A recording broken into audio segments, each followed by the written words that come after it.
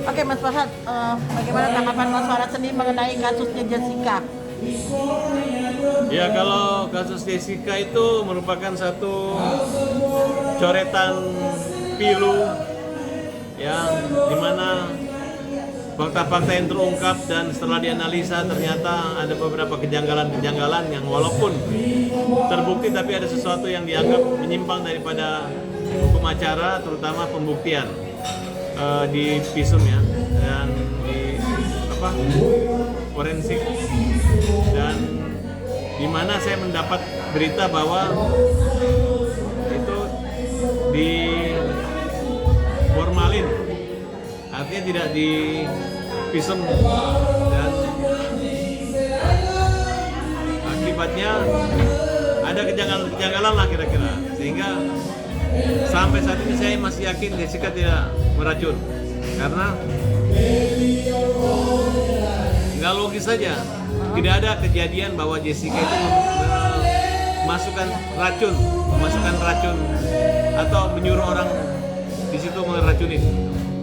Nah, kemudian beberapa keterangan saksi-saksi ahli yang mungkin saya nggak tahu berbentur dengan dengan keyakinan hakim, sehingga saya nggak bisa menilai lagi. Jadi jalan satu-satunya adalah upaya PK yang kedua, ataupun kalau gerasi, ya saya yakin gerasi tersebut akan dikabulkan, dan mudah-mudahan ini menjadi pembelajaran terhadap proses penyidikan di Indonesia.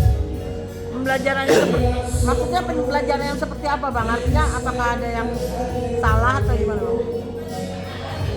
Kalau kita lihat dari tata cara penyidikan ya kan, awalnya kan tidak akan di visum kan, tidak akan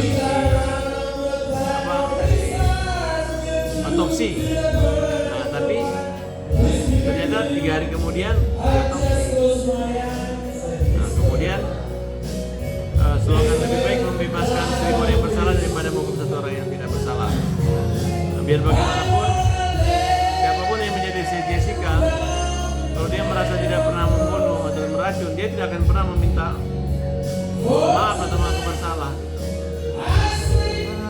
Karena pertimbangan hakim itu hanya dianggap dia masih muda, beratnya 20 tahun. Nah, disinilah fungsi negara itu sebenarnya di jaksa. Sebagaimana halnya jaksa menuntut rendah hukuman buat Eliezer, menuntut rendah. Harusnya Jessica juga dilindungi, jangan sampai salah pembunuh. Dan ditindaklanjuti kaitan dengan asuransi. Siapa orang yang mendapat manfaat besar daripada kematian itu, kemudian diteliti. Nah, apabila terungkap, ya mungkin ini bisa menjadi novum bahwa ada faktor lain di samping kematian. Apakah juga karena faktor kopi itu bisa membuatkan mah akut dan mengakibatkan kematian? Banyak teman-teman juga karena mah meninggal di rumah sakit, bukan karena keracunan, tapi karena memang mah. Artinya di sini juga membawa-bawa beberapa orang petinggi-petinggi juga ya Mas? Nah, saya nggak mau menyudutkan petinggi karena waktu itu Dirkrimnya kawan saya juga. Karena kan yang menyidik kan bukan direktur, pasti kan penyidik gitu. Tapi kan inilah pelajaran buat polisi, hakim, dan jaksa. Bahwa satu perkara keberhasilan bukan harus P21 atau sidang dan vonis. Silakan gelar apa adanya, tapi kalau ada kejanggalan kalian harus terbuka. Karena kalau di luar negeri biasa, kalau tidak terbukti bebas, nggak disalahkan polisinya. Selama polisi sudah berusaha maksimal mengumpulkan saksi dan bukti, itu sudah ranah hakim. Nah, tapi hakim kan harus punya acuan legal justice, moral, social justice, dan moral justice. Artinya,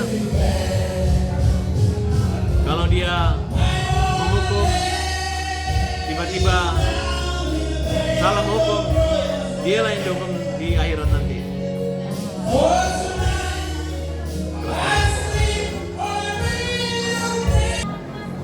Oke Mas, artinya Ya, setahu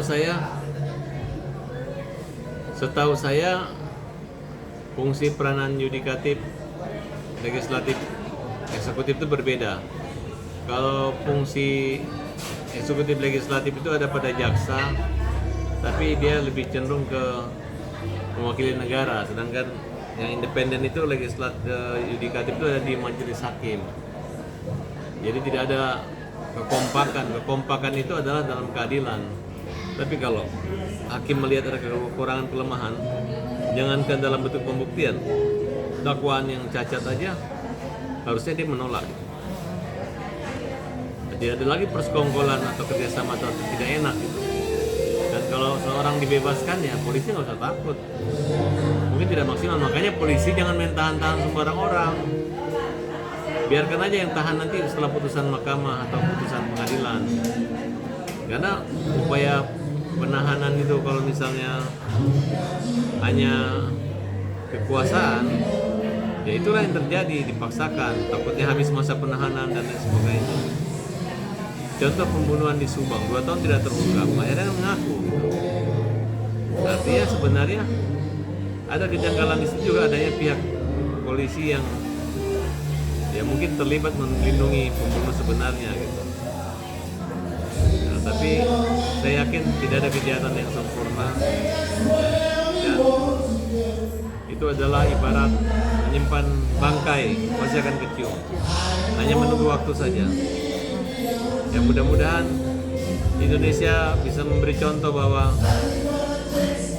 ini bukan lagi peradilan oleh 3 orang hakim, tapi peradilan yang hakimnya adalah seluruh Indonesia, menganalisa, menggunakan nadi-nadi dari jantung keadilannya untuk melihat bagaimana apakah Jessica pantas atau layak dihukum atau tidak. Tapi saya yakin kebijakan polling pasti banyak membebaskan Jessica. Kalau perlu kita adakan referendum aja, jadikan tontonan wajib, kemudian suruh masyarakat yang memvonis. Karena di Amerika kan ada sistem juri gitu. Itu hukum modern. Kalau macam Indonesia bukan modern, juri. Eropa kontinental itu ya kekuasaan dari tangan hakim. Kalau di Eropa walaupun ada saksi, tapi ada juga juri lah kira-kira. Yang ini sekarang masyarakat Indonesia menjadi juri terhadap Jessica saat ini. Nah, mudah-mudahan kalau saya jadi presiden, dia nggak perlu gratis, saya akan teliti, investigasi, buat tim pencari fakta. Kalau Jessica memang bukan pembunuhnya, kita bebaskan. Negara ini tidak akan pernah maju kalau ada orang salah yang tidak dihukum dan ada orang yang benar yang dihukum. Nah, itulah kenapa Amerika dikatakan negara demokrasi, karena dia menjunjung tinggi hukum dan hak asasi manusia. Jalan satu-satunya untuk menjunjung tinggi hukum dan hak asasi manusia adalah polisi jaksa jangan sembarang menahan orang. Yang boleh menahan orang kalau sudah ada vonis, cukup proses bawa ke jaksa, pengadilan selesai, ada masalah. Orang kan lebih takut karena kalau ada kurang bukti, kurang saksi, masih ada waktu untuk memperbaiki. Oke, artinya menyayangkan ya, ini kan sangat disayangkan ya dengan beberapa tahun. Ya kalau melihat rangkuman cerita itu ada yang janggal, tapi kan ini tidak terlalu transparan. Karena untuk menyentuh atau mengawasi lembaga kepolisian itu, masuk kantor polisi pun tidak boleh bawa HP, nggak boleh bawa alat perekam dan lain sebagainya.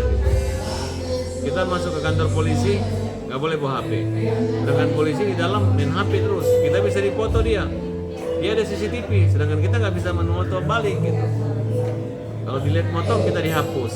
Apa maksudnya kan kira-kira seperti itu. Padahal kamera itu kan adalah sebagian informasi bukti yang sementara, karena ada mata Tuhan yang akan dipertanggungjawabkan di akhirat nanti. Oleh karena itu saya mau bahwa siapapun salah menghukum harus dihukum juga. Salah menyidik harus dihukum, salah menuntut harus menghukum, salah menghukum harus dihukum. Demikian.